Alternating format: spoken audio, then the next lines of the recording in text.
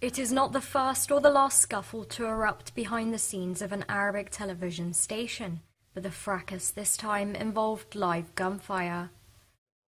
State of Law Member of Parliament Karim al-Sayadi was the first to fire, and this is the man he shot at, lawmaker Balig Abu Galal, spokesman for the Iraqi Citizens Bloc. Both men, members of Shia political parties, have been at loggerheads for months. In this very incident, matters spun out of control after an exchange of insults caused Sayadi to draw his pistol and open fire. His take on the brawl was that his rival Abu Galal had resorted to his pistol first and vowed to press charges against him. عزلا ما كنت أحمل سلاح، ما كان معي أي حماية سوى السائق الشخصي. Yet Abu Galal described his opponent's behavior as criminal, accusing him of attempted abduction and murder. بهذا الاتجاه من فوق رأس السيد بليغ أبو جلال دخلت من هذا الباب واخترقت هذا الجدار. All three of the shots fired pierced the surrounding walls and the door inside of the channel's HQ, as these images show.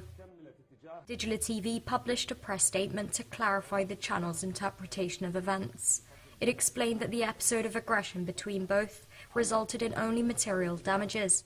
No one was injured, they said, and the situation was successfully and peacefully diffused thanks to digital staff and security. The channel also apologized to its viewers and described itself as a neutral channel that does not harbor political bias but acts in the interests of the Iraqi people. Former commander of the Badr militia, Bakr Jabbar al-Zubaydi, came to Abu Galal's defense in a post on Facebook in which he said, "This is a crime that should be punishable under the law." Many are beginning to question the ability of those who make up the political establishment to uphold the law. Horrors such as that which took place last Tuesday points in the opposite direction. Some have said it stands as evidence of the hollowing out of legal institutions as arms increasingly replace mechanisms of justice.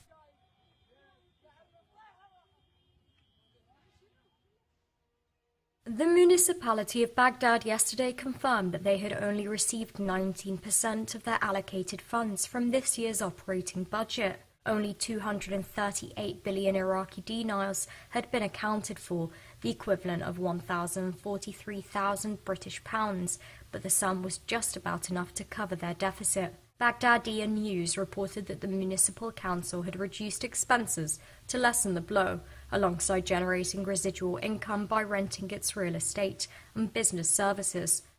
Today's reality is only an extension of the financial cuts they experienced in 2014, after the municipality's budget was sliced by nearly 40%. Services have already reached an all-time low, something which Iraqi citizens have been protesting for the past 4 months. Outstanding problems will most likely completely paralyze the capacity of the local government to provide the services people have been demanding. While Prime Minister Abadi responded with a federal reform plan, even this fell short of its promises.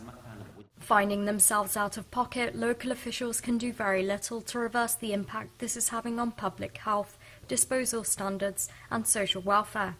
Empowered by a negligent government, ordinary Iraqis have taken matters into their own hands. One tale broke out on Twitter, the cleanup of one of Baghdad's oldest mosques, that, as the first image here shows, had become a dumping ground for unwanted waste. After the image was shared by one man, others in the capital responded by cleaning the grounds of the cultural site on Al Rashid Street.